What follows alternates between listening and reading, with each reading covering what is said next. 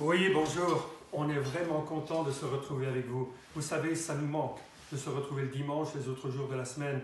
Et puis voilà, maintenant on a ces quelques minutes qu'on peut passer ensemble et ça nous réjouit. Ça fait quasiment 15 jours qu'on est en confinement et c'est pas facile. Qu'on soit isolé, tout seul, à la maison, qu'on soit en couple, qu'on soit en famille, avec des enfants qui courent partout dans un petit appartement, c'est pas évident. Et je crois qu'on peut réfléchir à plusieurs choses qui vont nous aider à bien vivre ce confinement. La première de ces choses, c'est d'établir le climat dans la maison, d'établir un climat de gratitude, de patience, de reconnaissance devant Dieu. Comment est-ce qu'on peut faire ça? Eh bien, pour nous, en famille, on a décidé chaque matin de s'envoyer un petit message par SMS. Et le message, souvent, c'est un chant. Alors, on écoute le chant, on loue le Seigneur et en même temps, on fait notre gymnastique. Et ça fait perdre des calories de danser devant le Seigneur. C'est toujours ça de prix. Non seulement on établit l'atmosphère, mais on va la maintenir et la garder. Parce que c'est vrai que dans les circonstances, on peut en arriver à se bouffer le nez très facilement. Oh là là, oui. Hier, ça s'est passé d'ailleurs. Mais comme vous voyez, les nez sont encore entiers et on a rétabli l'atmosphère. Parce qu'on ne peut pas laisser un incident venir pourrir l'atmosphère. Il faut rapidement rétablir la communion avec Dieu et les uns avec les autres. Il faut apprendre à demander pardon, à donner le pardon.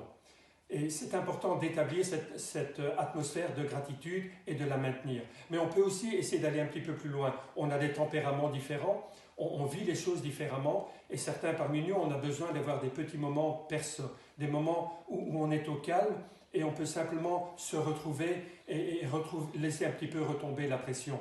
Je sais, il y a des appartements où c'est compliqué, mais encore bien, il y a les toilettes, on peut fermer la porte à clé et avoir 3, 4, 5 minutes de paix. C'est important.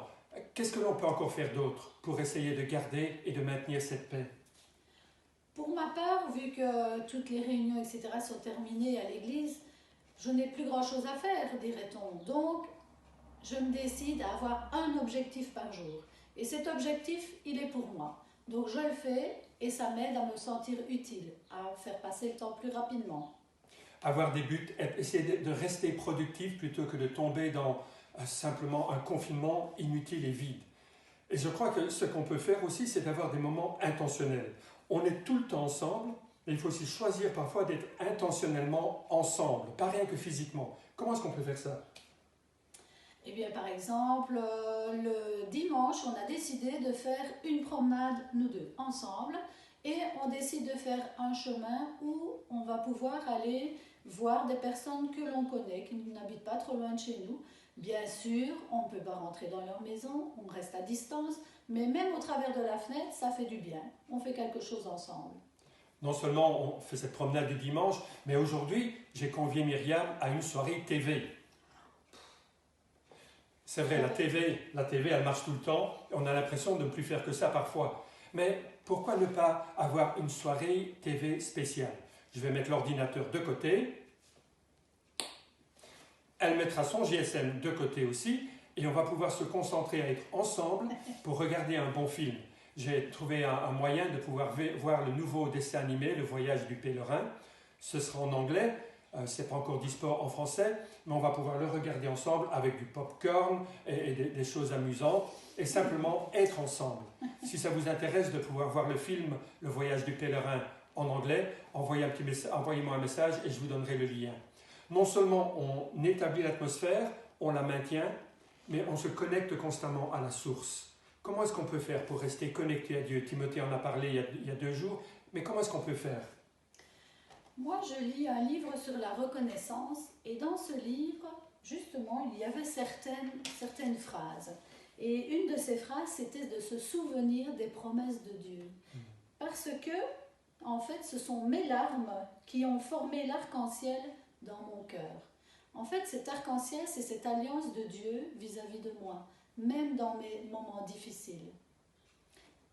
On doit se souvenir de Dieu.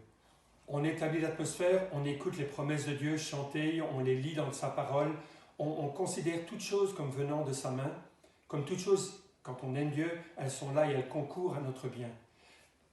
Comment est-ce qu'on peut garder une ambiance de patience, de joie, de paix, de gratitude si on se coupe de la source? C'est le Saint-Esprit venant de Dieu qui remplit nos cœurs. Et si on se coupe de Dieu, par les querelles, par de l'animosité, par de la rancune, par de l'amertume, par de l'impatience. Comment est-ce qu'on va garder cette connexion avec Dieu? Il faut la rétablir, constamment la nourrir et la vivre. La Bible dit que la joie du Seigneur sera notre force. Alors recevons de Dieu et cultivons. À dimanche. Que Dieu vous bénisse. Un petit verset en plus. C'est Ésaïe 30, 15. C'est dans le calme et la confiance que sera votre force. À bientôt.